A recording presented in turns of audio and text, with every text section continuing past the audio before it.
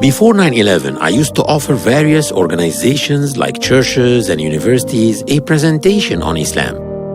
I got an invitation about once every 3 months. After 9/11, I was literally besieged with invitations. Islam was in the spotlight. Imagine going to Google to find out which religion is the most searched on the internet. Type the words Christianity, and then Judaism, then Hinduism, then Buddhism, and then Islam. I did exactly that, and this is what I found. I found that surprisingly, the searches on the word Islam were exactly double the sum of the searches for all other 4 major religions. But why Islam? What is it that makes people want to learn about Islam? So again, I went to Google Trends and I typed Islam and Jihad, then Islam and violence, then Islam and terrorism, and then Islam and women. And surprisingly again, I found that the searches for Islam and women were exactly double the searches on jihad, violence, and terrorism put together. So I discovered that Islam is the religion that most people want to know about, and women in Islam is the aspect of Islam which most people are interested in. Since 9/11, I have been traveling around the world lecturing to non-Muslims on the true image of Islam, and I have personally seen many people embracing Islam. And I observed that the women who embraced Islam were many more than the men. Could this be true, or was I just imagining it? So I said to myself, let me check it out. On the website of the Center of Islamic Studies at Cambridge University, one of the most reputable universities in the world, it states that 3/4 of British converts are women. Gothenburg is the second largest city in Sweden. Imam Ahmed al-Mufti is the director of Gothenburg Mosque. He spoke to us about his observation. During the past few years, around 400 people declared their faith after reading, attending lecture, and coming to ask about Islam. Surprisingly, over 300 of them were women. Men were only around 25%. When I checked the annual report of Discover Islam, an international organization which is based in the Gulf, the numbers varied from one year to another, but the percentage of women converting to Islam was always around 70%. What about other parts of the world? The Far East, for example. I talked over the internet with Hanan, a Chinese convert and an active member of the Serving Islam team. Serving Islam is an organization that participates in the Hong Kong Annual Book Fair and distributes books and copies of the Quran.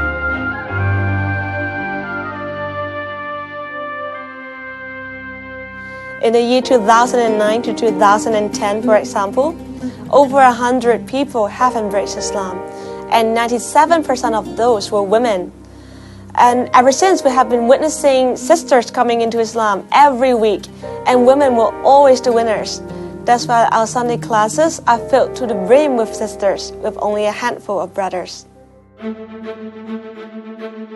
That now it's really coming down to a challenge for us, because the Islamic law that the jihadists want to impose upon the world would deny basic things that we take for granted: freedom of speech, freedom of conscience, the equality of dignity of all people before God, the equality of rights of men with women.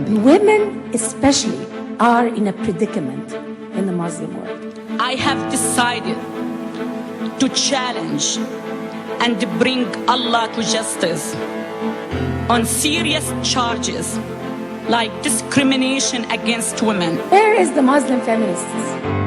Very few of them exist. Sharia law does not allow equality of rights for non-Muslims and for women. If the reputation of Islam is that it oppresses women and discriminates against them, then logically, it should attract more males than females. But it doesn't. It attracts more women than men. So what is the secret? What in the world attracts women to Islam?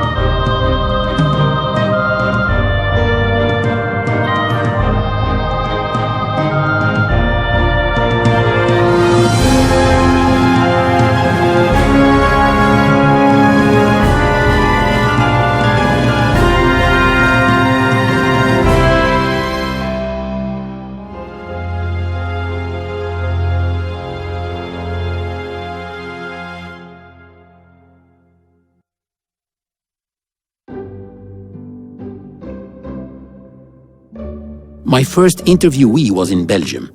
Unfortunately, I traveled all that way only to be told when I got there that the lady in question had changed her mind. She didn't want to go on camera anymore. We were desperate and set out to find someone to take her place. Finally, we found Aziza, a mixed-race young lady whose father is Flemish and mother Congolese. I asked her about her story. Once she got started, it was as if she knew all my questions in advance. Aziza is someone whom, when she speaks, you wish she would just go on forever. I started looking for God, but at the age of 17, unfortunately, I lost my mother. I was obliged as a Catholic daughter to go to church. I had something like difficulties to believe what church claimed, calling Trinity, God, His Son, Jesus, and the Holy Spirit. So afterwards I started reading books, all the books, most of them, and to be honest, the Quran too. But reading Quran is very difficult and quite mysterious. But a few words were very, enlightened me, were very strong, like the compassionate that mostly came back in that book. Even if I could not immediately associate with it, but it felt that I need to follow a path.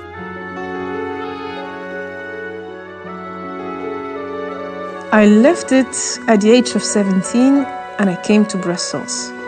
And then I was interacting and meeting many communities, Jewish, Christians, and we were interacting and everything went well. But on the other hand, I met a lot of new friends, Burundi's Muslims, also Moroccan Muslims, Chinese Muslims. Anyway, God opened me for a second time the path to Quran, so I started reading and felt enlightened. I felt better guided.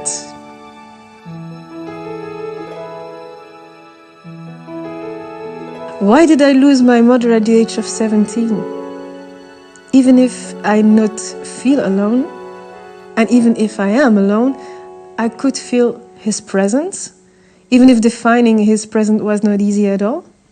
So when I was in Brussels, I had the luck to be taken under the wing of a Moroccan mother, Fatima, and she really showed me the real values of Islam by taking care of me as I was her own daughter. She showed me by love, by acts, what Islamic values and ethic means.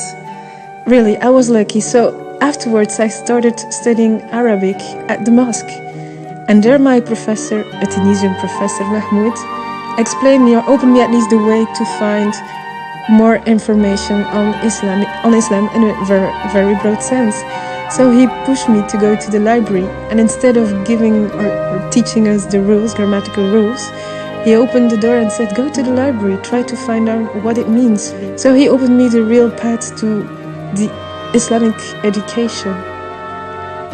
But on the other hand, I was still living in my context in Belgium with a Catholic father who really imposed me still going to church. And I started wondering if this was the way I need to follow.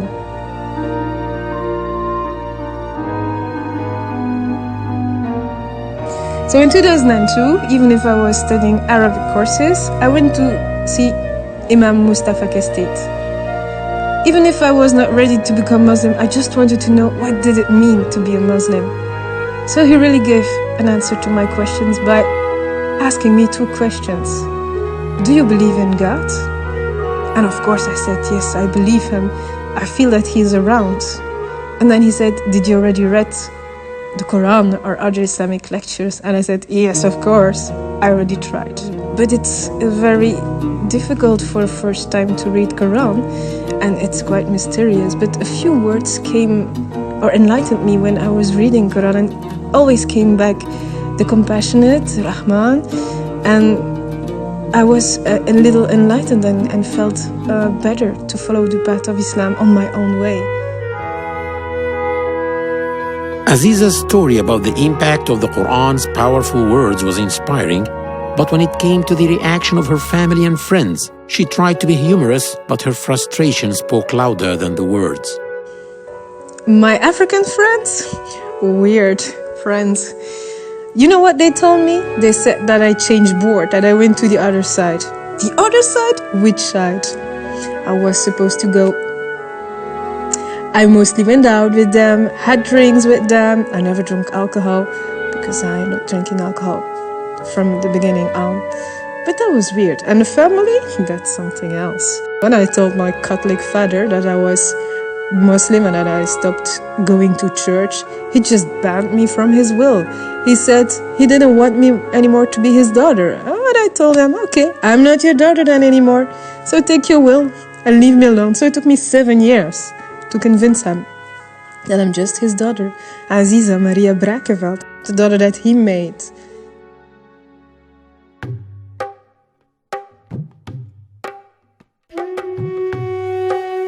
But there were others a good deal more aggressive even than Aziza's father. Shazna, a Sri Lankan preschool owner who converted to Islam at the age of 17, tried unsuccessfully to hide the bitterness in her with a laugh.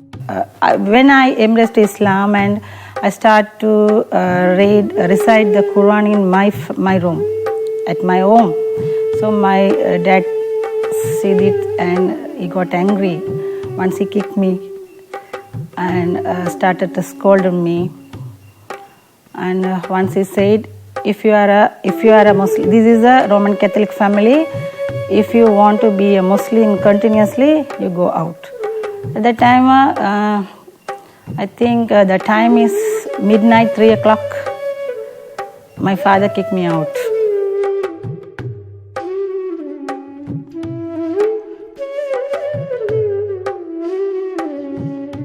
I miss my friends. I had a lot of friends in my school time, so I miss my friends. When I embraced Islam, they didn't talk with me, so I love to talk with them. But not all non-Muslim parents were hostile. Priscilla, an Indonesian convert who converted from Christianity to Islam after hearing the call to prayer in Indonesia and searching for its meanings on the internet. She told us about her family's reaction. I was glad because my father said, okay, whatever you choose, I'm glad for you. If you feel better with it, then you have to do that, but do it the right way. So I was so glad because I knew another sister, she had problems with her parents, but my parents were very supportive. Priscilla's case was too good to be true, so I asked Amber the same question. Amber is a school teacher from Connecticut in the United States who became Muslim after 9/11 while working in New York. My family accepted me after I converted to Islam. They saw that it made me happy. They saw that it was something that was improving me, not the opposite. They did have some reservations, of course, as anyone would, because they were afraid. They knew a lot of stereotypes from the media about Islam, and they thought this might be something that would happen to me, that I would, not socialize with people that I used to know, that I might dress differently, totally different than them, that things would be totally different. When they realized it wasn't, then they were able to accept me. After I wore hijab, it was again difficult for them because it set me apart. But then it was a process. It took time for them to again realize that it wasn't something that would set me apart. It was just something that was part of my religious and spiritual journey. One of the most interesting people I met was Elizabeth, a German girl who came to work in a hotel in Hurghada, an Egyptian resort on the Red Sea, 5 years ago. She worked in the beach and pool animation team. I visited her in her own after-school project where she told me her story. There was this one day that changed my life, actually. I went with a group of tourists into the bazaar area, And there was a man, it was Friday, and the man closed his shop just in front of us. And he said that he's going now to the Friday prayer. And I was telling him that I have a group of people with me who wants to spend all their money because they're traveling tomorrow, and how stupid he would be now to close his shop and not to take this money and just, I know that his prices are too high and he will make a hell of money. So how come you just close your shop now? He told me, no, I'm a Muslim, it's my duty to pray on Friday. And it made me really think, because when it comes to money, we are all weak. And when it comes to important things in life, I think we all have our family, the first important, and then almost after that, it's money. So I know that this man is living from that, and how come he prefers to pray, and I called it kissing his carpet, than taking our money? And that I was thinking a lot about that.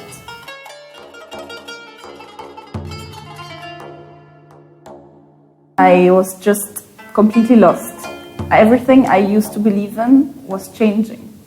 I was re-asking basic questions about me, my life, my family, what I want in my life, why I'm here. It was time to actually open the Quran and read the Quran. And I was washing for half an hour before I opened the first time the Quran. I don't know why. I read in the other book about the Prophet's life that you have to wash before you read the Quran. And I kept on washing, and I had a shower. And I washed again my hands. And I was really scared to touch this book because I felt I have to respect the other religion. I don't want to be disrespecting to them. And I just opened it and I started to read in Surah Al-Baqarah. I just finished it to the half and I converted to Islam.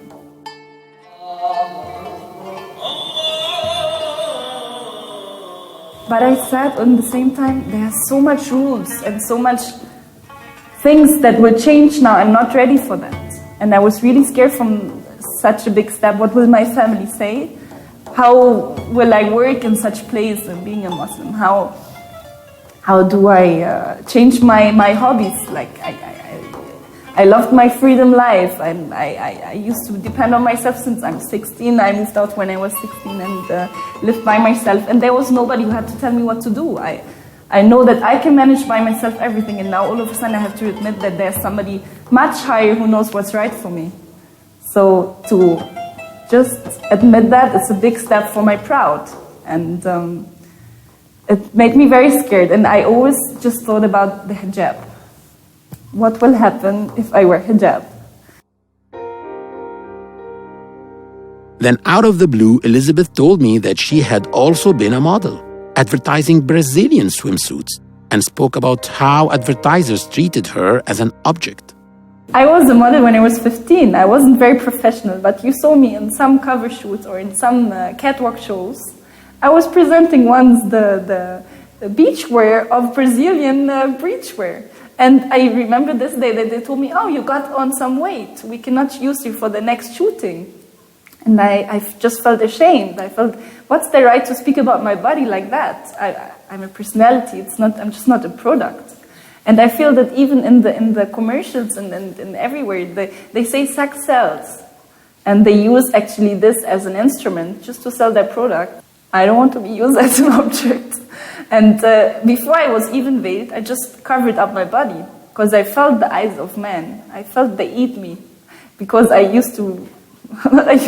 felt I was pretty, and they're really eating me when I'm wearing the bikini at the beach. And I wanted to wear long sleeve, and I started to go even in the pool wearing a t-shirt because I really felt ashamed of how they look at me and just feel, wow, oh la la, like, who's that girl? I don't want to be in any eyes of any man, just like that he's saying something like that and that I'm an object to them. So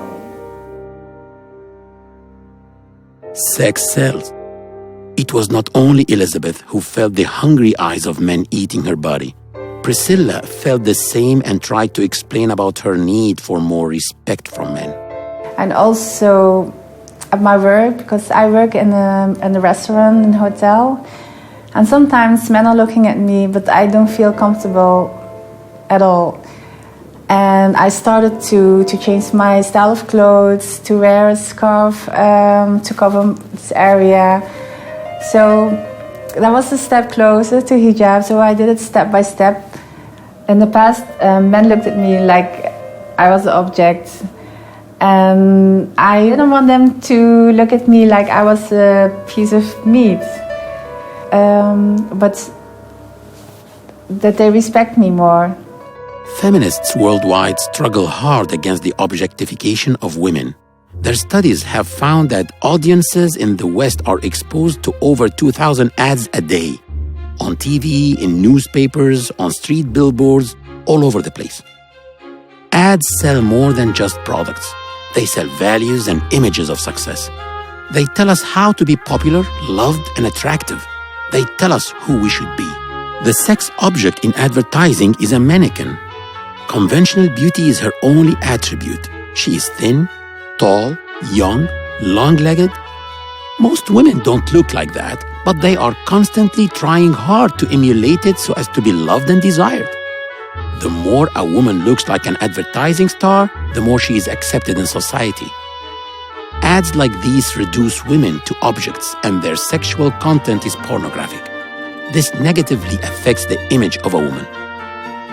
A few years ago, the research of Susan Fiske, professor of psychology at Princeton University, was all over the news.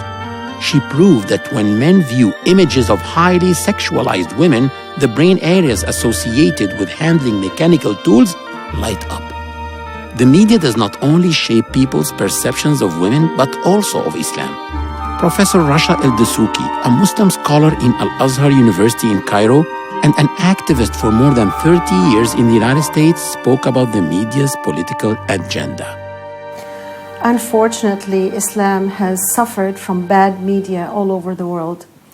I have studied about 58 novels that speak about Islam and Muslims, and it does give a very bad image of Islam. The reason is all these political events that happen around the world are connected to the media. Whenever there is a very hot issue, whenever there is a fight over something, whenever there is a new revolution, you find that the media intensifies against the Muslims. And all the old images that we have seen by Orientalists in the 16th century, things that have to do with the Crusades, things that have to do with wars between Muslims and non-Muslims, they bring all these up again, conjure them up in the memory of the viewer in order to bash Islam and make it look bad. So what we advise is that people seek the sources of Islam and talk to Muslim people and not think that the media is the only source about Islam and Muslims. Dr. Leila Ahmed, a professor in the Divinity School at Harvard University, met with us and also spoke about the media. The idea that Islam oppresses women became just a normal view expressed in the media and so on, even though there was no ground to it. Historically, there's no evidence for this. It was just a prejudice that was being repeated by the media. And many Muslim women felt offended by this, and they wanted to make clear to whoever they were speaking with or wherever they were out in the streets that they were Muslim and they stood by it and did not accept the prejudices. It always disappoints me when I watch the media and I see more falsity than truth about Islam. There's many experts about Islam, but they're not always Muslims themselves. They're people who get information from places that seems to be something other than what most Muslims understand. And I always find that the media will latch on to anything bad someone that happens to be Muslim does. While there are so many millions of Muslims out in the world that are doing great things, great projects, great initiatives, but they're never mentioned. After 9/11, there was a time when I honestly hardly could bear to turn on the television because this was when we were going to war, of course, immediately after 9/11, we were going to war with Afghanistan. And there was endless shots of women in burqa, suffering, how we had to go and rescue them. And this somehow... this was Islamic oppression of women. The burqa was sign of that. And by extension, any kind of head covering was seen as Islamic oppression. And that became the prevailing narrative in America for a few months. It was really quite distressing. So it was very much a media issue and a political issue, but it was presented as women's oppression in Islam, and therefore Islam was just terribly oppressive. And that extended, and that was partly why I'm sure women were attacked. You know, young American women wearing hijab suffered the consequences of this media representation. A lot of people were getting information from the media that wasn't correct about Islam. What I was able to do, and this was a positive thing, was be able to pass on information that was the truth about Islam. People who were wondering about it, people who didn't know anything about it, when they found out I was Muslim, they would ask me questions, and I was able to tell them what a great thing Islam is, what it meant to me, how it inspired me. And this was a positive thing that I was able to find after I converted. Even though initially I was very scared, I was afraid people would sort of turn away from me and not listen to me. But I actually found there's many people that are open to hearing what you have to say. They're actually curious. They just don't have anyone to ask. In Belgium, I received information that we could meet a non-Muslim by the name of Harmony, whose brother converted to Islam 8 years ago. When it happened, Harmony said to herself, if my brother can become a Muslim, what the media say about Islam can't be true. So she enrolled at the University of Leuven to learn more about the religion. This is what she had to say.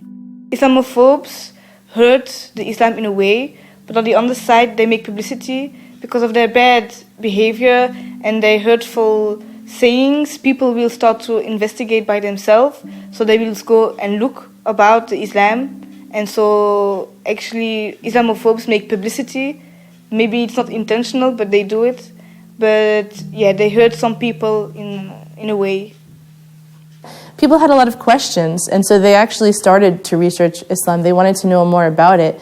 So even though the media was portraying a negative image, people wanted to know if it was true or not. So a lot of people did go out and find the real answers. And so in an ironic way, it was a good publicity for Islam, even though what the media was portraying was bad. The number of converts increased significantly after 9/11. At the mosque I used to go to in North Virginia, I used to witness 1 to 2 people declaring their faith every week before 9/11.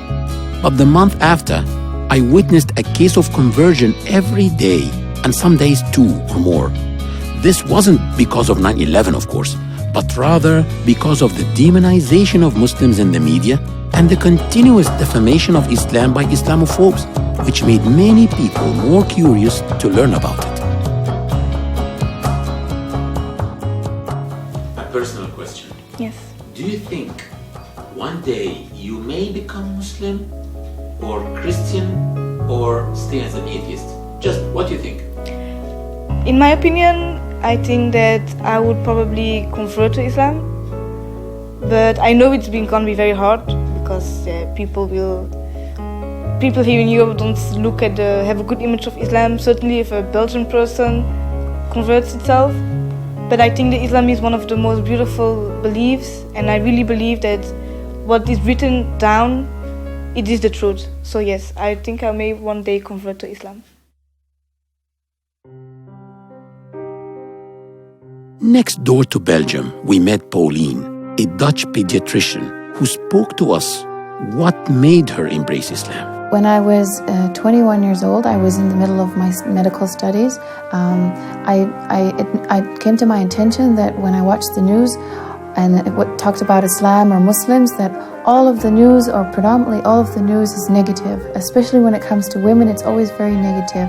Something about women not being able to go to school in Afghanistan, about women getting acid thrown in their faces in Pakistan, a lot of bad things. And also in the climate that what was going on at that time in Western Europe where I lived, it was very anti-Islamic to my feeling. And I just followed the media and just believed everything they said, and I had a very negative idea about Islam.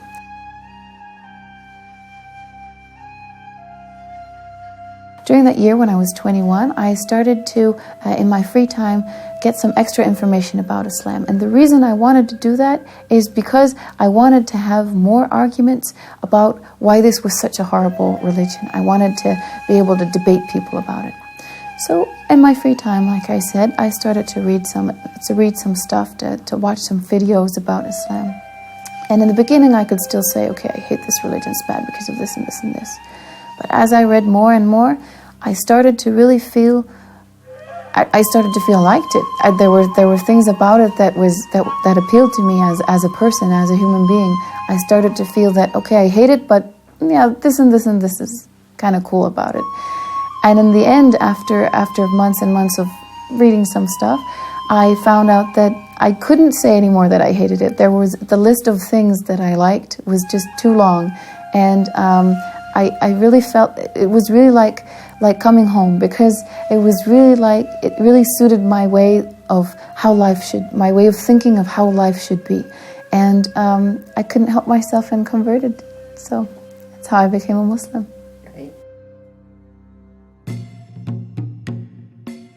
Elisa, a half Venezuelan, half Chinese lingerie designer whom I met in Hong Kong, spoke to me from her heart.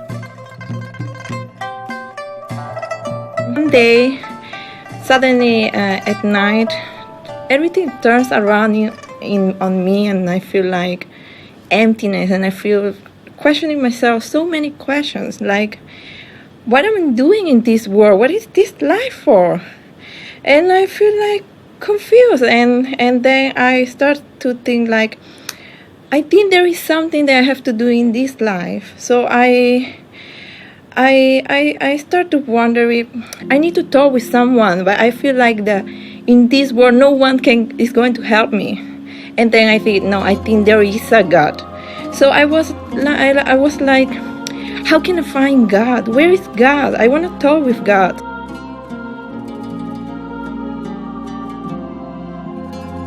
One day I saw my sister praying, and then it really touched me, when I saw her praying. I was, wow, I think she's talking with God, and I want to talk with God also. And then I start to looking about things about Islam, and then I searched a word in the internet, and it said, La ilaha illallah Muhammadur Rasulullah. I didn't really know the meaning of this, but I feel so comfortable with this word, and I try to memorize it. And every night when I go to sleep, because I feel like I was lost in this world, and I start crying. And every time that I go to sleep, I just say La ilaha illallah Muhammadur Rasulullah. I feel so comfortable. And then one day I told my sister, I know a word in Arabic, I know a sentence, I know La ilaha illallah Muhammadur Rasulullah. And then she said, you say this when you convert to a Muslim. And I was like, so I'm a Muslim. So and then I start to feel like that God was guiding me to find the truth about my life and the true path. So it was like, I feel like Allah subhanahu wa ta'ala, He opens my heart. Yeah, out of in one night like that. La ilaha illallah Muhammadur Rasulullah is the declaration of faith in Islam. It means that there is no God worthy of worship except Allah, and Muhammad is His messenger. But before we left Hong Kong, we also met Wing Zi Chung, a certified accountant in an international company, who also told us her story. My work gave me an opportunity to work in London for 2 years. So I went abroad. So I settled my family, got my driving license, and I want to experience what is life. I want to really look for life. So at the beginning, me and a few girlfriends tried to enjoy the European life. We start to go dancing, clubbing, drinking, and stuff like that. Just the normal European life. But slowly I realized that actually it's not good for the woman. I see some very good and innocent friends. They start to have multiple relationships. Sometimes I want to take a cab with a girlfriend at night, but she just disappeared after seeing a guy in the pub. Then I realized they are not happy at the end. They are being abused, and they are just destroying themselves, and they don't have any happiness at the end.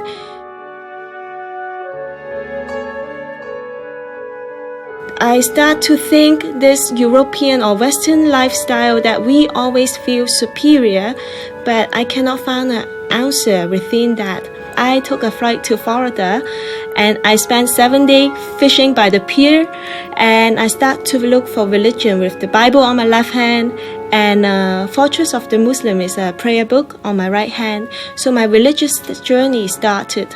So after half year of reading, I kind of confirm Islam is the truth. It really fitting to my values. So then I embrace Islam.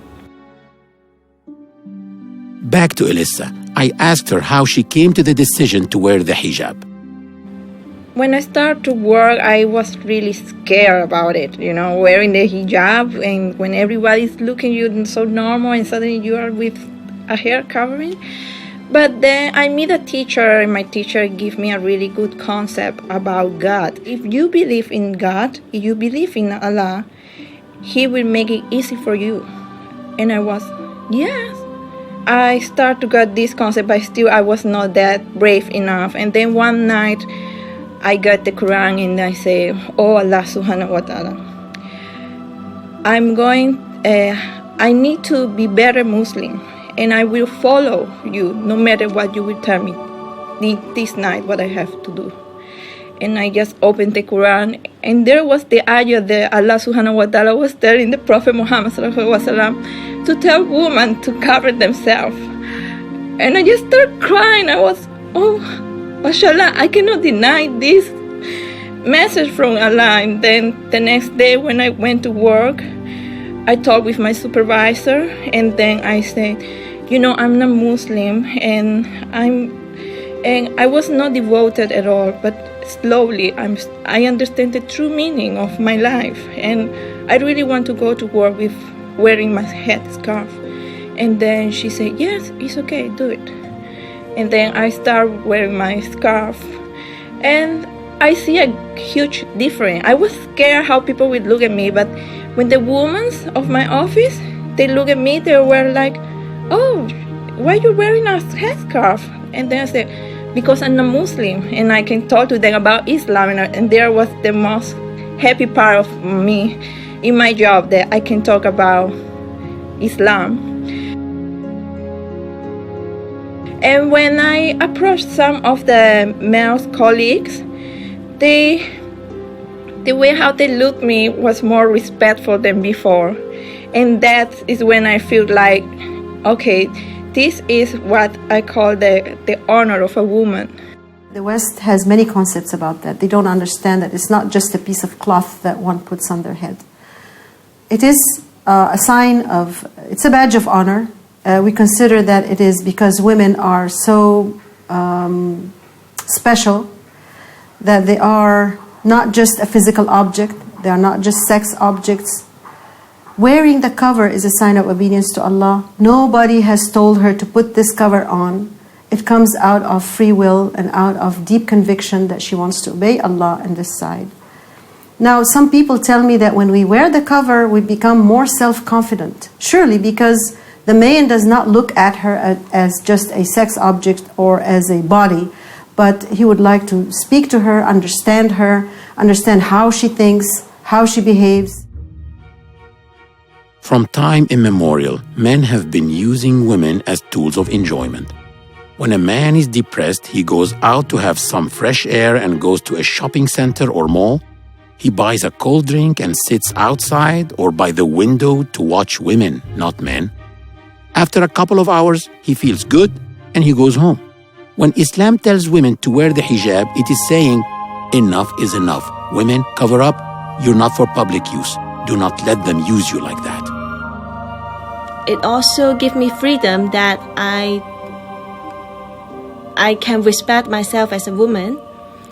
I don't need to wear for you, man. I wear for myself. I wear for my husband. I don't need to please you because I need this job, Islam actually give me a right to wear proper clothing, and I'm not forced to do it. In the beginning, I wore a hijab when I prayed. It started to bug me a little bit that I would wear the hijab while praying and then take it off and go outside.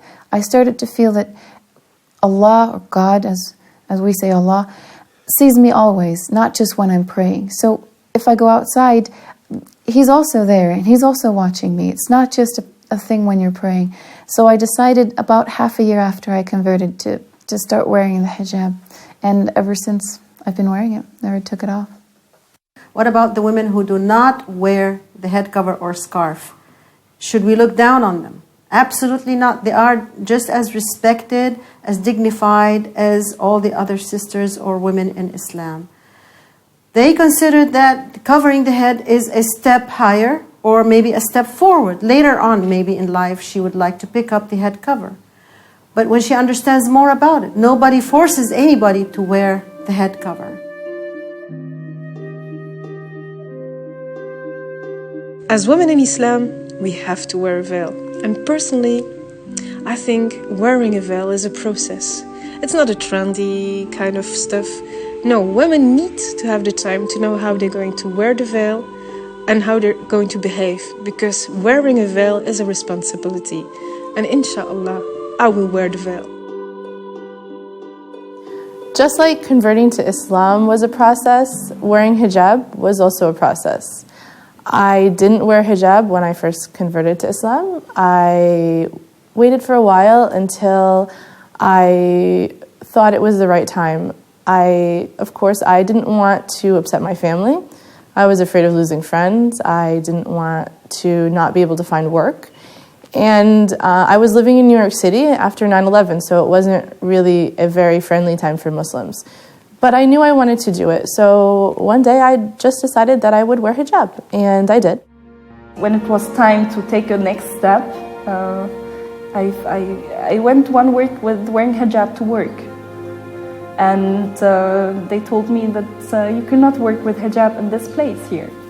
So I told them, but actually it's 1 week to go to Ramadan and I really want to wear hijab. And I told you 3 months ago that I'm a Muslim. When it comes to Ramadan, I'm going to wear the hijab. I didn't have any knowledge, but I knew that Ramadan is a very holy month and I wanted to wear hijab in this month. Why and however, I didn't know by then, but I just felt I have to do that.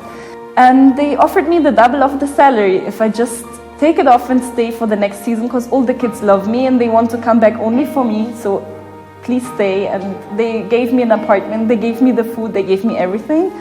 So when they were just firing me because of that, I was completely in the street and they told me, you have 1 week just to pick up your place, to clean up your place and get your stuff out of your apartment, and then we don't want to see you again. When I was actually cleaning up the apartment and I went back to the hotel for once, they kicked me out by the security. They kicked me out by security because I'm not allowed to go in this hotel again. I'm not working here anymore, and I just wanted to visit one of my colleagues to say goodbye to him, and they kicked me out by security. I had 1 week to find a solution for myself, where to stay, what to do, how. I didn't even have money to take a ticket back to Germany, and I knew I don't wanted to go back to Germany. And 2 weeks before that, I had an incident that I met somebody who was meeting me every day after work, who answers questions about Islam and the questions I have. He was the first person who was actually just interested to help me about my Islamic interest, who doesn't say, why don't we go after work and have a coffee and then I will answer your question. No, he was the first one who said, any question you have, just ask me and I will try to help you. And if I don't have the answer, I will call people who can have the exact answer. So this person told me that he has lots of contacts in Cairo. He can maybe help me to have a work. And we went to Cairo and he introduced me to a family who are only girls and an old lady with her 2 daughters. And I was living with them for 4 months. And they just gave me a home until I found a job and settled down and found my own small apartment. And they were just showing me how to live as a Muslim with all details. The reaction of Priscilla's family to her decision to wear the hijab was not very much different from their reaction to her embracing Islam. And I was afraid in the beginning because I didn't know about the reaction of people. My mother in the beginning said, okay, do you have to wear it always, all the time? I said, yes, it's something I want to do to come closer to God, to come further in my religion. My father said, yeah, why don't you let her? Because that's her choice. So if she wants to do that, then we have to be supportive. My family accepted it. It took a long time, probably another couple years for them to accept that, because it was something that they felt set me apart from them, that it made me look different than them. Like I wasn't part of the family because I look so different. And that was hard for them. It took a long time for them, like I said, a couple years to accept that change. But now sometimes my mom even buys me scarves, and she'll put my picture, even with me wearing hijab, in our family Christmas card photos that they send out to all their friends. And so at this point, they've accepted me the way I am, and they realize that Islam makes me happy, and wearing hijab for me is part of Islam. So it was a process. It took a long time, but I was able to just stick with it, and things did change for the better. I did lose some friends when I converted, when I wore hijab.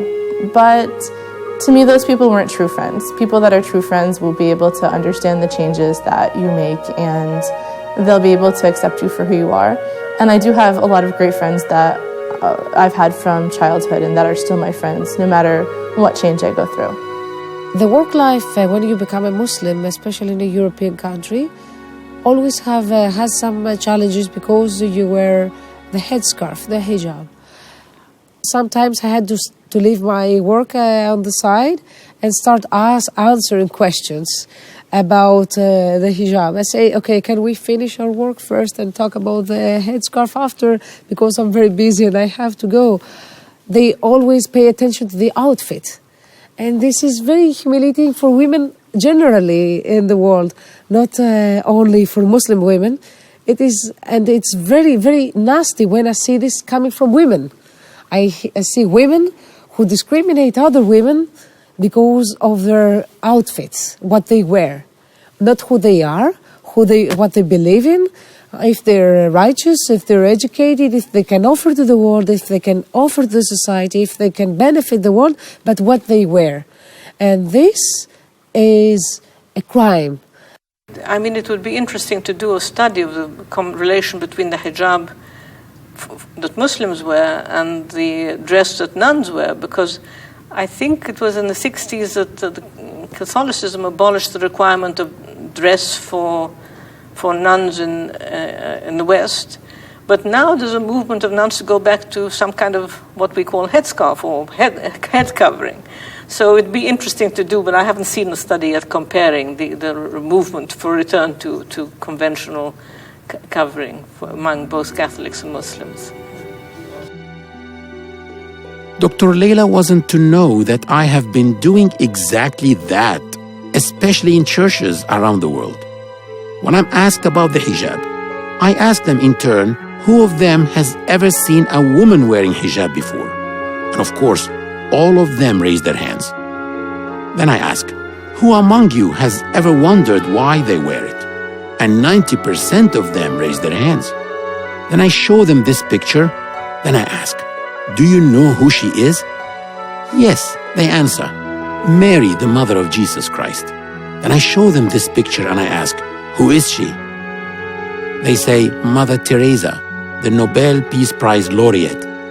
Then I ask them, may we say that in your eyes these are the best two women? And they say yes. Then I show them a picture of a Muslim woman and I ask them what is common to these three images. They say the hijab. All three are covered except for faces and hands. And I say, excuse me, a minute ago you were asking me why Muslim women dress like that?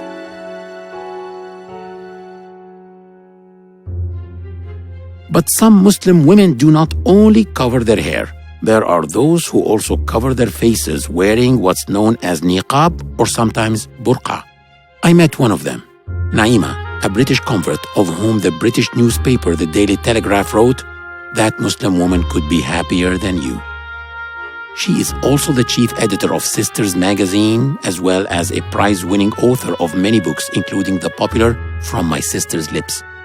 She told me that when she was still searching, she went to an evangelical Christian church, attended the ceremony, and then wanted to know more. I went back to the back where they were taking people who had said that they accept Jesus Christ as their Savior, and I said, I want to know how I can know this is the truth. What's the proof? And she said to me, you just have to believe. You just have to believe. And I said, well, I can't do that. I need something more than just blind faith. So I left that, went to university, and my first encounter with Islam that I became aware of was when I came to Egypt. And interestingly enough, it was actually seeing women wearing hijab that made me very, very, very upset. I disapproved of it 100%. Consider myself a feminist, cosmopolitan feminist, and the sight of these women covering themselves, I felt sorry for them. I thought, why do their men make them wear this? What's this all about? And then one day, we went to a festival, and there was a lady there. She was wearing a hijab, and she was very, very beautiful, mashallah. She had one of those faces which radiated light. She was a very lovely lady, and I thought, no, I'm going to ask her. I'm not going to assume. I'm going to ask her why she wears that thing on her head. So I said to her, you are so beautiful. Why? Why do you cover yourself? And she smiled at me and she said, because I want to be judged for what I say and what I do, not what I look like. And for me, I'd never, ever heard that idea, ever in my life. And it made me really start thinking about my lifestyle, my ideas, my values. And I thought to myself, when I saw these women, I saw them as weak. But now when she says that to me, when she says that she doesn't need male attention, she doesn't need male approval, I think maybe I'm the one who's weak and she's the one who's strong. And I wonder whether I could be as strong as that. So when I went back to England, I got a copy of the Quran and I started reading it. And I said to myself, I'm going to read the Bible and I'm going to read the Quran because maybe now is the time in my life that I need to make a choice for my spiritual side, which I had been ignoring all this time. I never got around to the Bible in the end. I just read the Quran and it made sense to me. The lifestyle choices made sense to me. It seemed like a very sane and healthy and safe type of life. And I thought if I ever have children, I would want to raise them in a strong belief system and in an environment that fosters the best that is within them. And that was the end of one journey and the start of another journey within the deen, within the religion of Islam. Personal question. Why did you choose the niqab? I actually liked the niqab. I liked the idea of privacy. I liked the idea of it not being, my face not being on show for just anybody to see. I remember specifically one incident that made me decide to start covering my face is when I was going home. It was quite late and I was going home from work on the train, and I was standing up because there were no seats available, and some men who were sitting on the chairs were staring at me. And I remember feeling very upset and angry, thinking, why do they think they have the right to just look at me, and in my face? And I said, I don't like this. I want to be able to choose who sees me and sees that part of me and who doesn't. So I started covering with the niqab then, just on and off, not all the time. But the time that I actually took on the niqab as an act of worship, which is how I see it now, not just something that's convenient or something that, helps me achieve certain ends, was when I went to the doctors and I did some tests, and there was a fear that I may be ill. And at that time I was just newly married. It was a very wonderful time, mashallah. And I went to the doctors and everything, I was given the all clear. And I remember walking down the road, it was in East London, and saying to Allah, to God, thank you for everything that you have made my life into right here, right now. How can I praise you more? How can I worship you more? How can I thank you more? The niqab, I don't see it as obligatory, but it's considered by many scholars as something that is recommended. It's rewardable. It's something that you do to gain the pleasure of God. And I thought, this is something that is not hard for me. Why don't I do it? This would be something that I'm doing extra to show my gratitude to God. And that's when I actually started to wear the niqab sort of full time. According to most scholars of Islam, covering the face is not an obligation. At the time of the Prophet Muhammad, there were women who covered their faces as well as those who did not. There is no record of the Prophet telling any one of them to cover or to uncover her face. That was something totally left up to every woman to decide. How do we look at these women? Do we consider them strict? Do we consider them different?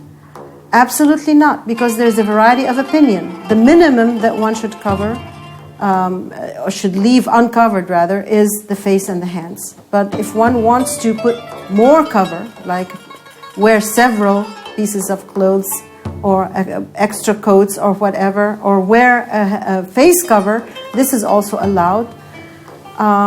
Some women are more bashful than others. They are more beautiful than others. They choose to cover their faces because their beauty should just be for themselves and for their husbands. And absolutely, they do have that option. So we should respect all women, whether they are just covered or that they have the face covered.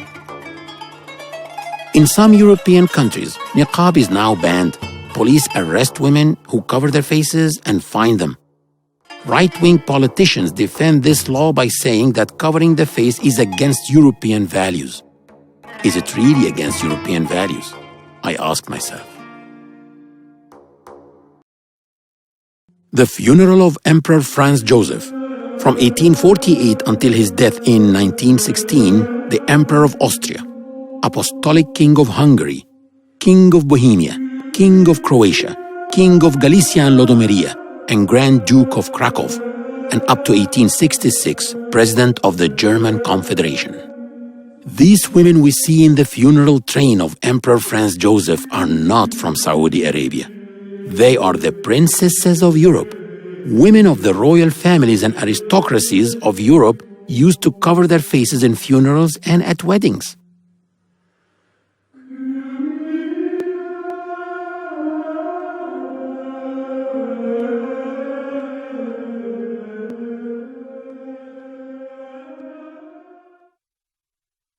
The media needs symbols. It needs symbols of oppression. It needs symbols of backwardness.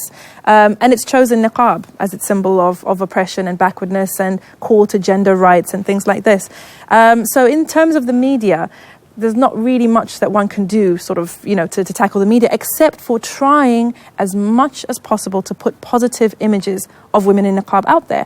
The more women we have in niqab, who are achieving great things, who are going out there and making a difference, the more the public perception of niqab starts to change. It upsets me when people see the niqab as something that holds women back. I don't believe that.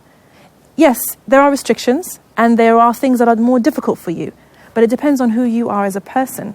Because if you are hardworking, if you are determined, if you believe in yourself, if you have great ideas, if you're a people person, the niqab makes no difference, because people will get over that by the force of your personality. I believe that because that's been my experience. Within my work, I've gone into schools, I've lectured in university halls, I've been on television, on radio, etc., talking about other things, not only the niqab. And at the end of the day, if you're an intelligent woman, you're intelligent whether your face is showing or not. If you're funny whether your face is covered or not. If you're kind whether your face is covered or not. And it's up to society to be open to receiving what women in niqab have to offer, and it's also up to women in niqab to go out there and make a space for themselves and make that space where they can contribute to society. Dr. Layla Ahmed's famous book, A Quiet Revolution, explored the phenomenon of the spread of hijab in the US. But to study this phenomenon, she had to study it in Egypt first. The idea that Islam oppressed women and therefore you needed imperialists to liberate Muslim women was a British imperial idea. It developed in the 19th century, late 19th century, when and it was very strong in Egypt, but also in India. And of course, the imperialists believed not only Islam, they believed Hinduism, and anything that was not British and white was oppressive to women. So they justified their reasons for ruling in these places and for retaining power and refusing to give the local people power was that their way of life, their religion was superior and Islam was inferior. In the late 19th century, when the British began to propound the idea that the sign of Islamic inferiority was the hijab, in fact, Christians, Jews, and Muslims in Cairo all wore some form of head covering. So Qasim Amin published a book in 1899. He studied in Europe, by the way. He was an Egyptian lawyer who studied in France and was very close to the French, and in Egypt he was close to the British rulers. And he wrote a book calling for the end of hijab and for women's unveiling. Because he argued that this was necessary for the progress of the nation, not just for the women, but the progress of the nation. And this became something widely accepted by the ruling classes of Egypt. And that was why, historically, why people like me and my mother never wore hijab, because we were the products of an era which inherited the British belief that hijab was a sign of Muslim inferiority and therefore we don't need to wear it. When I began to think about the question in the mid-1990s, the hijab was very rare still in America. I had no students who wore hijab back then. So at that point I began to ask myself, so why are they wearing hijab in America? You know, I didn't wear it in Egypt 50 years ago. It doesn't mean we gave up Islam, but why is it becoming now important? And in order to answer that question of why women in Cambridge, Massachusetts, in the United States were wearing hijab, I found myself I had to go back and study Egypt, because Egypt was the source of the spread of the wearing of the hijab in the second half of the 20th century. And again, let me speak personally, I began by assuming that the fact that they were wearing it was something anti-feminist, something patriarchal. They were accepting some patriarchal way of thinking about women. And I began by thinking, well, it must be some kind of fundamentalist, anti-Western Islam. That was my starting point. And you can see how my own assumptions were marked by my own heritage, growing up in Egypt in the era when colonial ideas of the inferiority of Islam or the backwardness of veil were normal. I grew up in that world, and many people of my generation some people are very angry at women wearing hijab today. And I started not by being angry, but by being baffled. And I wanted to answer, what does it mean? Are they fundamentalists? Are they anti-feminists? What is it? I found that there were lots of reasons, practical reasons. Now, I'm leaving aside the question of the religious belief. You know, one can just assume that that's an important key element. But I based my observations on the studies that were done at the time by anthropologists and various scholars of kind, asking women, why are you wearing hijab? What does it mean to you? And among the answers they gave was disenchantment with the corruption of society, that they were standing for justice. They wanted a new kind of society, and also that gave them rights. So they had the right to go to work now. In the old days, it was awkward for women to work in an office full of men. As they put on hijab, they could say, well, you know, we're Islamically covered. You have no right to discriminate against us. And so this was a way of getting jobs, and it empowered them within the family, because they could tell their parents, yes, we can go out alone. If their parents objected, say, you know, we're Islamic women, and we show it in our dress, and we have the right to do this, to go out, to pursue our positions and jobs. So it did not lead to their oppression. Dr. Ahmed elaborated on the hijab being problematical for women in the US, even a danger to life, in direct contrast to Egypt, where the hijab has actually made life easier for women. In the media, there was a very strong anti-Islamic wave after 9/11. And, you know, I'm sure people heard all over the world, there were women in hijab who were attacked in the streets. I know one of my students once in one of my classes arrived in class in a terrible mess. Somebody had tried to pull her hijab off and had spat at her and pushed her off the pavement, and there were these kinds of events happening. In fact, one of the young women I asked, what does wearing hijab mean to you and why do you wear it? She said among the reasons that she wore it was the same reason that her Jewish friends, male friends, wore a yarmulke. It's a way of saying we're a minority. We have a right to be here. These are our rights, and you should respect us, and you should not be contemptuous of us. So it's an assertion. It's rather like, in terms of asserting your right and your dignity, like the afro in the 1960s. Despite Dr. Layla's discovery that the hijab frees women, some European countries have banned it in schools. We went to one of these schools and watched the girls entering. It was heartbreaking. There are also non-Muslims who find it hypocritical to prevent Muslim girls from wearing the hijab at school.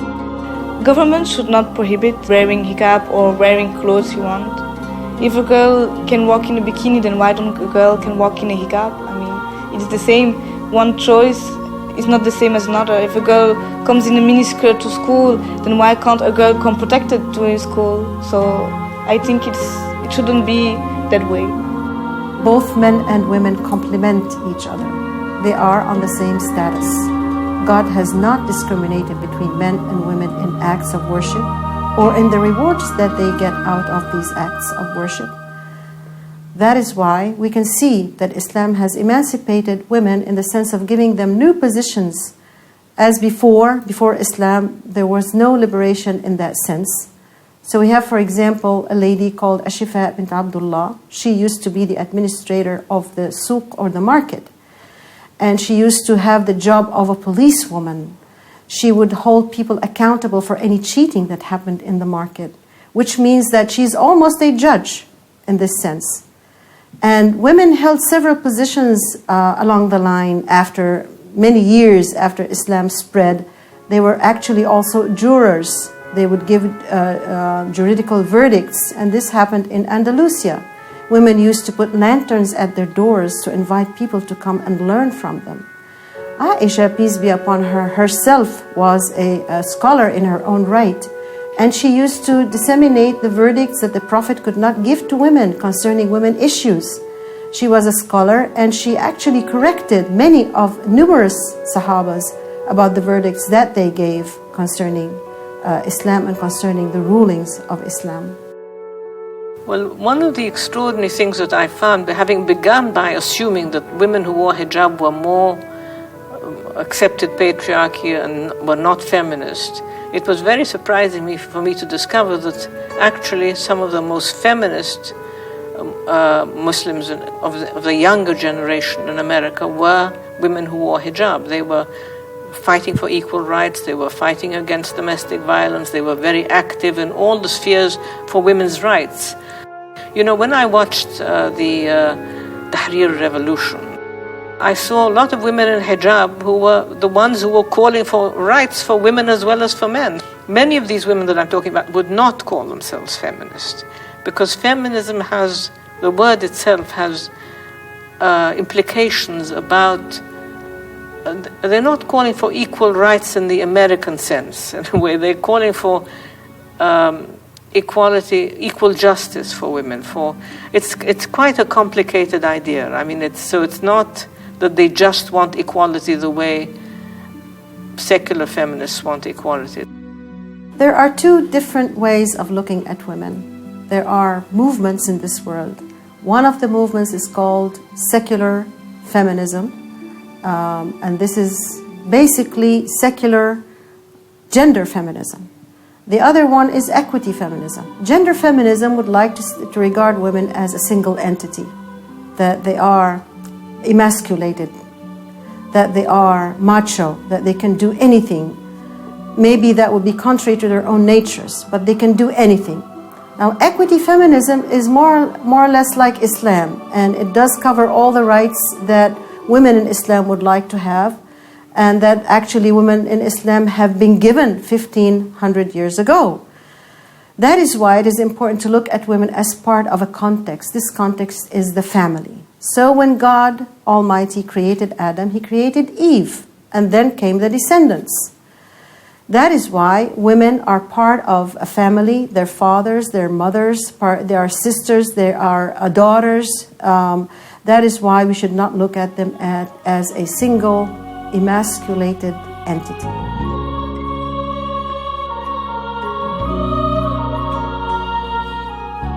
Islam does give women rights. Over 1400 years ago, the Prophet Muhammad, peace be upon him, received the Holy Quran as a revelation that not only acknowledged women's rights, but protected those rights. Women did have a role in politics during the time of the Prophet Muhammad. There was a female Sahaba, Salama, or female companion of the Prophet, who did provide consultation for him. Women also had the ability to vote during the time of the Prophet, which is prior to the women's suffrage movement of the 20th century, where women only recently began to get their right to vote in the 1920s, 1940s, 1970s. The women's suffrage movement got the vote for women in the United States of America in the 1920s after a long struggle. They only got it in France in 1945 and in Switzerland in 1970. That was over 14 centuries after women got it at the time of the Prophet Muhammad, who called upon all men and women and told them that there was an army of 4,000 men marching towards the city of Medina, and asked them to vote, both men and women, whether to go out and face them or to wait in Medina and fight them in the streets of the city. He accepted the decision of the majority even though his opinion was different. Women were degraded by most ancient cultures. The Romans, the Greeks, Persians, Arabs. Arabs actually considered having a female baby a bad omen, and some of them used to bury female babies alive. Then suddenly someone came along to tell women, you are equal with men before God. You are equal with men before the law. That was an incredible paradigm shift. Islam tells women they are equal with men but different. They can do some things better than men, and men can do some things better than them. You complement each other. Me being a Muslim makes me a feminist because I believe in women's rights. And any Muslim man should be, in that definition, he should be a feminist too. There shouldn't be any fear or favor when it comes to granting the rights that Allah has given us. As a Muslim woman, it is particularly important to me that every sector of society has the rights that God has given them. These are literally God-given rights. And there are countries in our societies where that's not happening. And in those societies, we should be calling for those rights to be given. It doesn't make us feminists necessarily, but it means that we are Muslims who are aware of our rights as Muslims.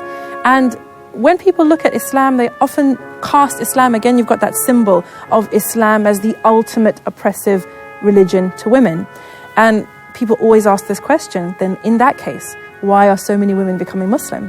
Why are so many women willing to subject themselves to this oppressive religion and subject themselves to this oppressive scarf and all this kind of thing? And very much for those people, it is about changing your lens. Because you see oppression where others see freedom. You see liberation where others see shame. And for anybody who is looking at Islam and wants to know, what is the Islamic take on this? Why is this happening in Muslim communities? Our answer is always, go back to the Quran. Go back to the Quran and go back to the example of the Prophet Muhammad, peace be upon him. For me, I came from a feminist background. I was raised pretty much in a feminist household. And it was the personage of the Prophet Muhammad, peace be upon him, his manner, the way he was with wives, children, companions, anybody else around him. It was his personage more than anything else that made me see the beauty of Islam. Because the way he treated those people around him, let's look at it this way. The Prophet Muhammad, peace be upon him, had no sons, no heirs. His wives, he had children from his first wife, no children after that. This is in a society where girl children were scorned, were buried alive, had no worth whatsoever. And this is not just in Arabian society, and it's not just 1500 years ago. You have societies today where this is still happening, where girls are considered less than boys, where it's a shame to have a girl, where if you have a boy, you're a queen. If you have a girl, nobody speaks to you. This is a reality that's happening in our world today. So at this particular time, God chose to send a messenger who would have no son and heir, who would only have a few children compared to the number of wives that he had. You've got a prophet who used to help his wives in the house. You've got a prophet who used to serve himself, who used to mend his own shoes, who used to say, when he was asked, who do you love from amongst the people? He would say his wife's name before anybody else's name. He was a feminist. If anybody was a feminist, the Prophet Muhammad, peace be upon him, according to my definition, he was the ultimate feminist.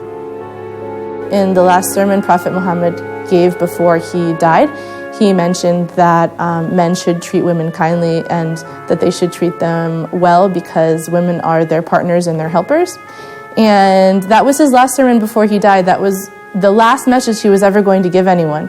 And that was part of his message, that you must treat women kindly. And so obviously that's a very big part of religion. If that's in his last sermon, that's the last message he'll ever give the Muslims who are alive then.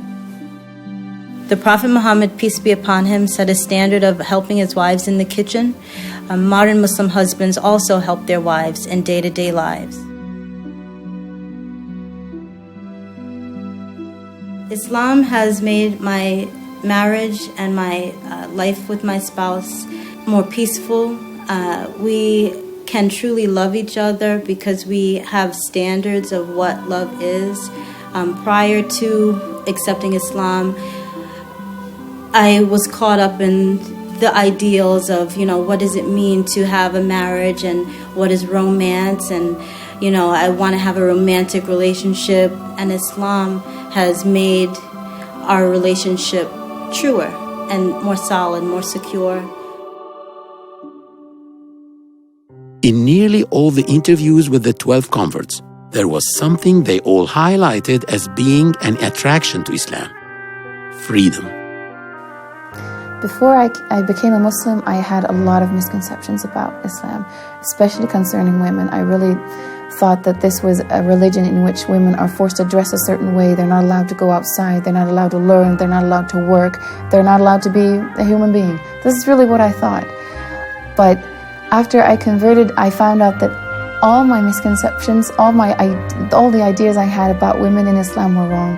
And I found out that it's liberating. And it's not just liberating, it also allows you to, in Islam we work, we are allowed to own businesses, we're allowed to divorce if we're unhappy. You have to ask us our permission to get married. All the things that bothered me before, they're simply not true. I see that in Islam, as a woman, I can be who I want to be. I can work. Another important thing is I can dress how I want to. I'm not pushed by the media, by the fashion of the day. My body is my own. I'm free from all the looks of people. I'm free from all the pressure of being too skinny or being too fat or walking on high heels or wearing certain super expensive designer clothes that after you wear them twice you gotta buy new ones. I can just focus on my real life. I can focus on my family. I can focus on my work. I can focus on my God. I can focus on myself. I don't have to focus about what everybody else thinks about me. And I think this is one of the things that is so attractive in Islam for women. You are valued for the person you are. You're liberated from having to be an object, having to be something that's only there for being beautiful. You're free to express yourself. You're free to work, to be a mother if you want to be, because you don't have to work. You can. That's another difference. Islam is providing me more liberty, because being a woman in Islam, I can choose if I want to go to work. Being a married woman in Islam, my husband needs to provide for me. I also have the liberty to choose if I stay at home and educate my child or not. And I choose to stay at home and educate my child. I also feel more freedom. In Hong Kong, every woman have to work. Even you are a man, you will think women have to work for the family. But in Islam, actually, man has the responsibility. I can choose to work, and you cannot disallow me to work, but I can choose to work or not. The concept of original sin and the freedom of women, because people had thought that woman was the cause of all evils. She is the one that tempted Adam. She is the one that asked him to eat from the tree. Consequently, all women were evil and they were seducers. But of course, when the concept of original sin was clarified in the Quran, that God had forgiven Adam and Eve, and that Eve did not commit this sin, and that Adam himself had committed it by himself, and both of them were forgiven, so also women were free from this kind of concept that would restrict their freedom. The freedom that I long for is the freedom to worship my Creator and to do what is pleasing to Him. And that for me is freedom. So the fact that I wear the scarf or I wear the niqab, people say I'm unfree. But freedom is in the eye of the beholder. Because when I look at some people, for example, who maybe are involved in unhealthy lifestyles, they consider themselves free. I consider them unfree. So it's very much a matter of perception. And certainly for the Muslim, the freedom that we all are striving for is the freedom to worship God as He deserves to be worshipped and to fulfill our ultimate potential as worshippers of God and as the creation, as His creation. So it's something that elevates you. It takes you above the concerns of this world, above the attitudes and ideas and values of this world, and elevates you to now you're living according to the laws of your Creator. And you are fulfilling the commands of your Creator. Not a man, not an imam, not a community, not a culture, but the Lord of everything. In Islam, freedom equals life. According to the Quran, if a person kills another by accident, he can seek atonement by freeing a slave as the first option.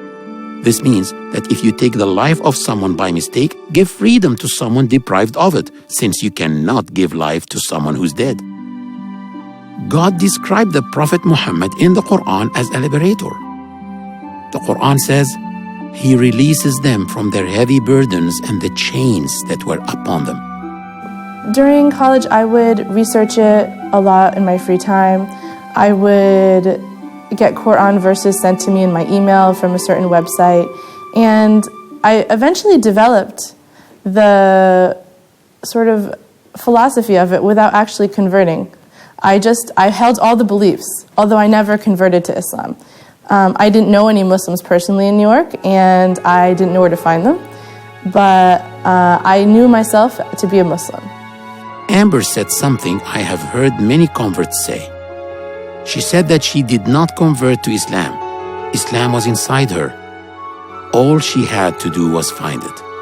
When I met Islam, I understood that this was inside me all the time, and what I did was fulfilling.